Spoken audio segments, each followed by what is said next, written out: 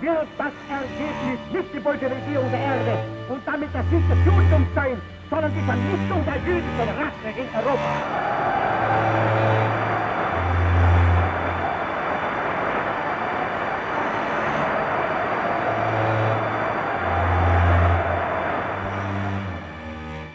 How hard that must have been, because he felt like it was her abandoning him. Yes. But in reality, it was probably her saving him. She saved him. Yeah. What do you remember most about hiding in the Gorskys' attic? Oh, there's so many things that I remember that are so distinct.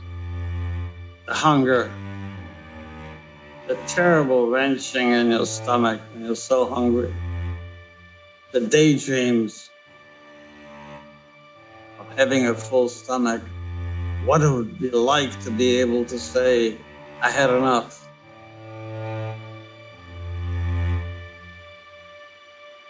It's amazing how our InGrace series often develop.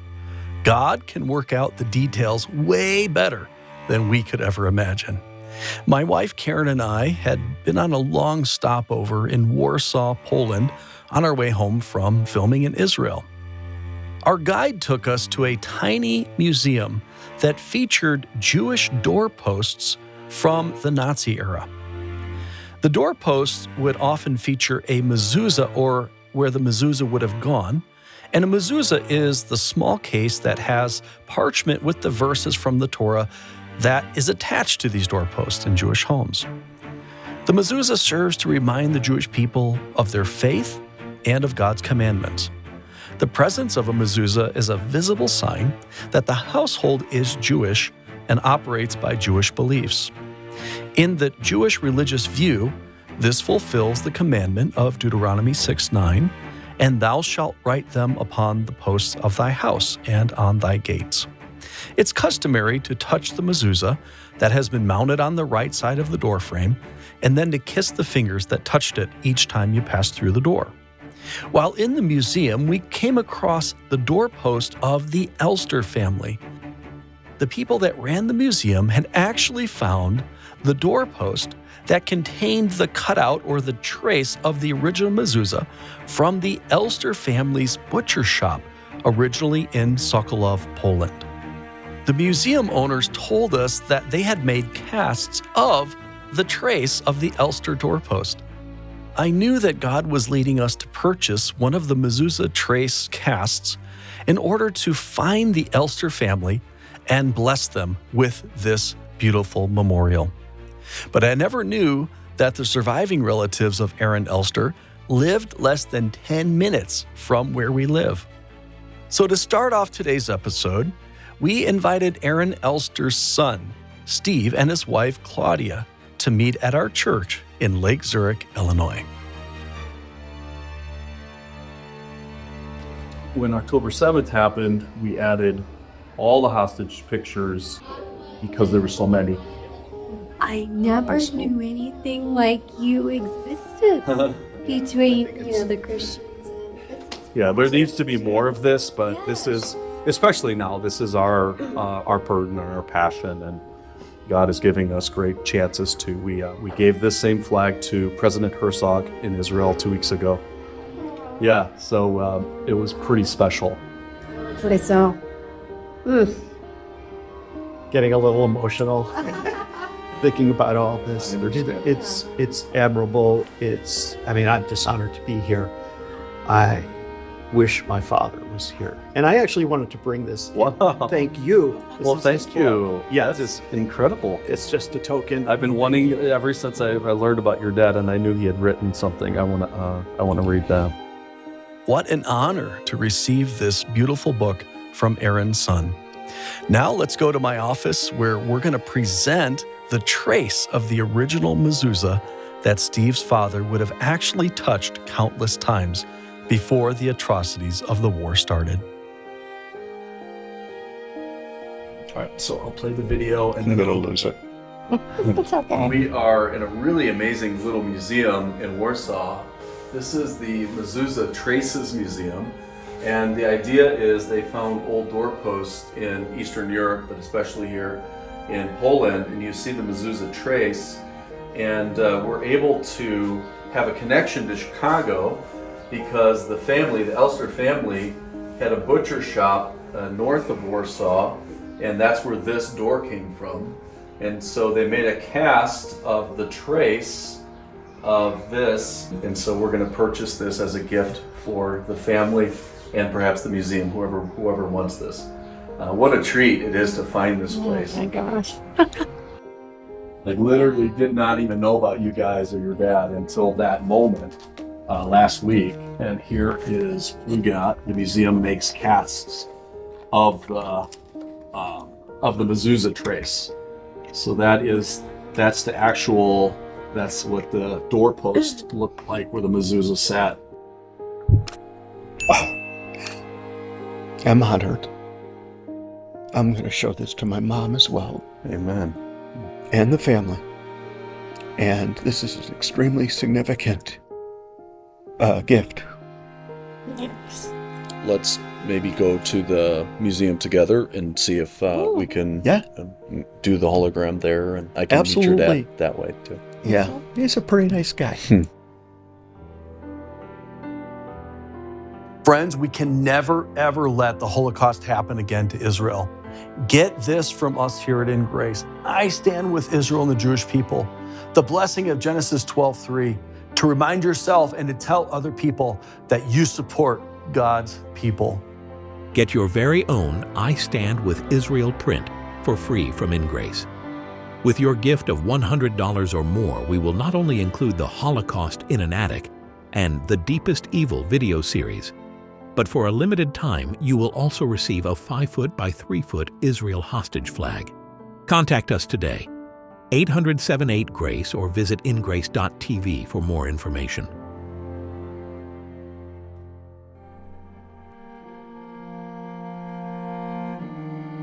I can't believe how this story has evolved from a little museum in Poland, in Warsaw, all the way to a new friend here in the Chicago area where I live, and being able to come here and film at this impressive museum. They have this educational facility here in Chicago, bringing school kids here. It's so good. Oh, and there's your dad right there. Yeah. Every time I see him, Wow. it's an emotional thing. Yes. Yes. Yeah. You know, these Holocaust museums are so important. I love coming to them and I hate coming to them. It's a very emotional trip. I've been here many times, and every time I come here, there's always something that just signals something out of me.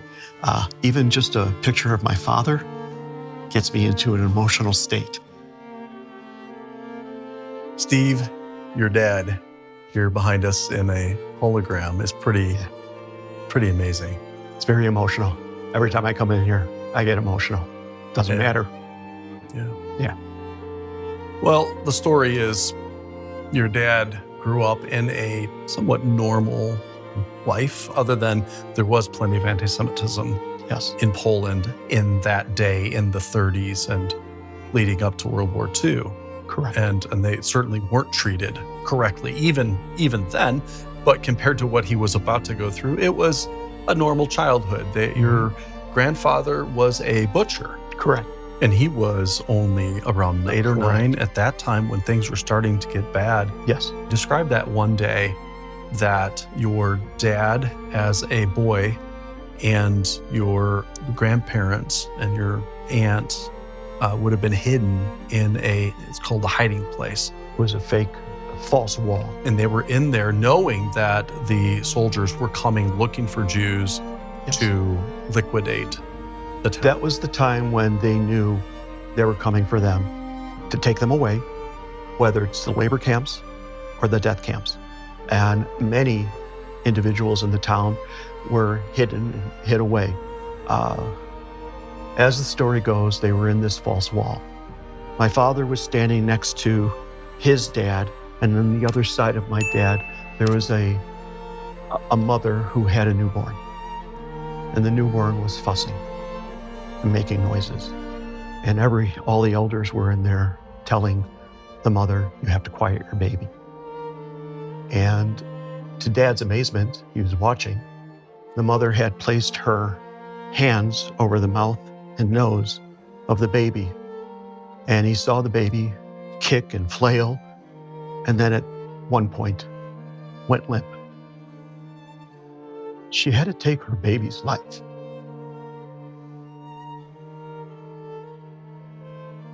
And he witnessed that.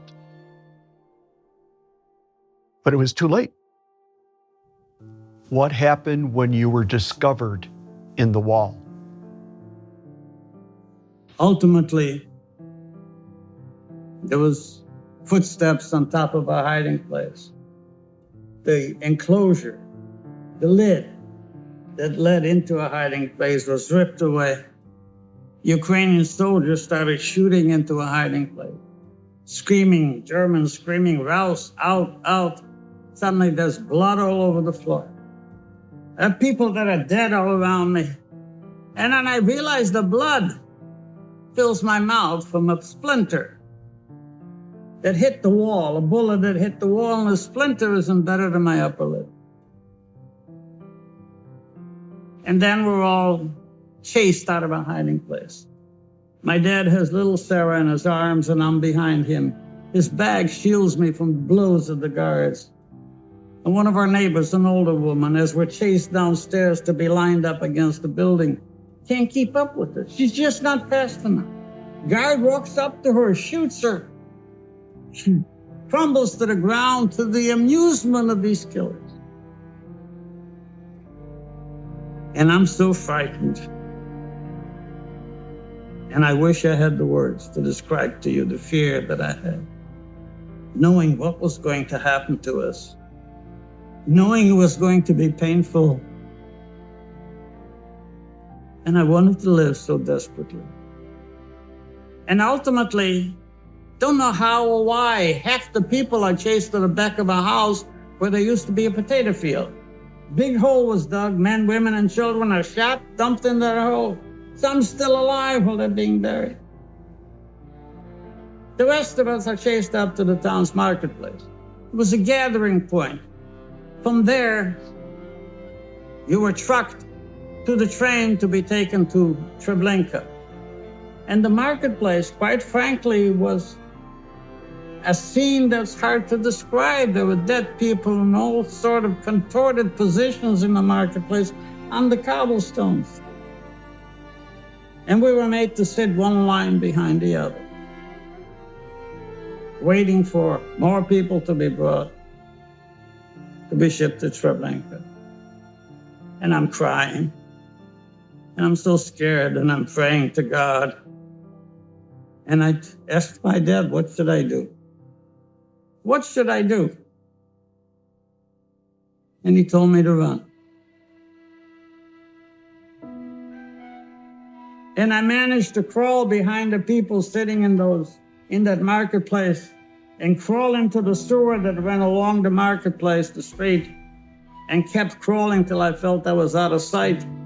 Stood up and started running, and ultimately escaped from the ghetto. His older sister, Irene, was already at the Gorski's home being hidden. Which was a Polish family. Polish family, local, good customers of my grandparents' butcher shop. And so he makes it out to the field and he stands up and there's no shooting, there's no yelling, there's nothing. And he just runs to the barbed wire fence where he sees this older woman screaming to run, to come here. She helps, lifts up the barbed wire fence and he crawls underneath. And then from there, his story continues with a couple weeks in the forest, in the woods, foraging, looking for food, and so on. But in the square, that's the last time he saw his dad, your grandfather, and little Sarah, who was, 4, 5, 6 years old? I think she was 5. Yeah. I think she was about 5 years old. And there really isn't any knowledge of exactly what happened to her and to your grandfather, other than you think it was Treblinka? So we have had this question and this conversation before, my father and I. at a dinner table. And he made it clear to me, she is gone. How he knows, what he knows, he's never talked about it. And so I respect that and know that my younger aunt was no longer with us. Dad came back after a couple weeks of running around and trying to eat and so on. He went back to town and he found his mom. And she pleaded with him, here's some jewelry, you need to go to the Gorskys and ask them to hide you as well. Crying, emotional, getting abandoned by his mom, he finally went with the jewelry. How hard that must have been, because he felt like it was her abandoning him. Yes. But in reality, it was probably her saving him. She saved him. Yeah. Oh, absolutely. What do you remember most about hiding in the Gorskys' attic? Oh, there's so many things that I remember that are so distinct. The hunger, the terrible wrenching in your stomach when you're so hungry, the fear, the absolute total loneliness, where you urinate on yourself because it's warm. But that stuff freezes and causes additional problems. In the summers, when it's 90 degrees, and the roof, made out of tin plates, gets so hot you can't come near to touch it. Lice, the thousands of lice upon your body. The inability to wash, to brush your teeth, to change your clothes, to cut your hair. It's all those things. It was a very miserable, painful existence. And yet, in spite of it all, I was grateful, extremely grateful, because it was safety to me. You're hungry. You'd sell your soul for a piece of bread. And in order to entertain myself, I did some very stupid things and I paid for it. The floor was made out of dirt. So when I had to urinate, I used to walk around and draw designs on the floor. I thought it was some kind of artiste. But that didn't work well for me. Well, Mr. Gursky was walking down the stairs and my artwork dripped on him, and he came up to the attic and reminded me of my ancestors and what a terrible young man I was. Swore at me, how ungrateful I was. I don't blame him. It was sheer stupidity, but I was going out of my mind out of boredom. He speaks of his mom, your grandmother, about those baths and the warm blankets, and just how he, when he was freezing in the attic, of how he yearned for that memory. He just wanted somebody to affirm him and to give him love. Yeah. And I know later on there was a story of him starving in this attic that he had spent 2 years, and just a little kid had to be quiet for 2 years in the filth. Yeah. And right outside, there was an apple tree he could see through a little gap in the roof. And he noticed the Gorskys, the people that were hiding him, put a whole 2 bushels of apples in the attic to preserve them and said, do not touch it. And he did everything he could to resist that temptation. Yeah, he did. Until he just said, I have to take one. And he took one and then took another, and he got caught and screamed at and yelled at. But again, my heart breaks for a kid that has to go through that just to survive. What was his crime? His crime was being Jewish. Yeah. Did you ever leave the attic during the night? In the time that I was in the attic for almost 2 years, never saw the outside or never went outside. Had I ventured outside, that would have been the end of me. So that was not something that you would do. Did I have the need to be outside, to walk around, to enjoy? Of course. But I knew my lot in life. And that was to be here in the attic, hopefully to survive till all this was over, till the Germans got defeated. But I had a tremendous imagination, which helps.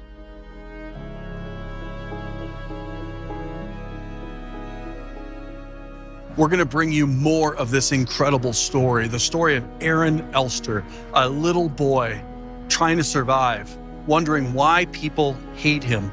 And I don't want to leave you without hope, because there is hope. Aaron thought that going to heaven was climbing a ladder, and every time you sinned, there would be no more rung on the ladder. My friends, my ladder would be without any rungs, because I have sinned. We've all fallen short of God's glory. But he created us for his glory and for his purposes. So God entered into humanity, sent the Messiah to come in a town called Bethlehem. And my Jewish Messiah, his name is Yeshua Jesus. He died for my sins. He died for yours. And the Bible says if you'll put your faith in him, trust in him, you will not perish, but have everlasting life. We've got a lot more about Aaron Elster's story, and you need to pay close attention to what those people did wrong against Aaron and his family so that we never do that again.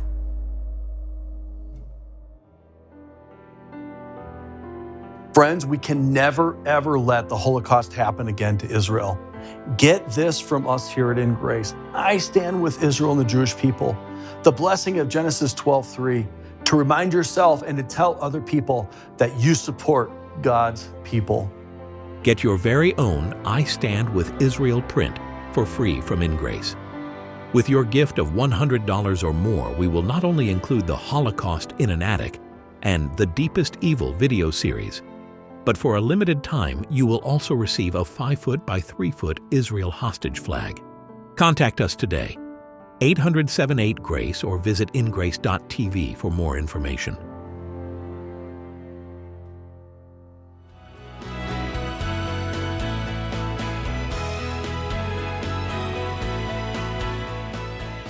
Record every single InGrace episode. You will be so blessed as we learn all about God's world and God's Word. InGrace is a viewer-supported ministry. Thank you for your prayers and gifts.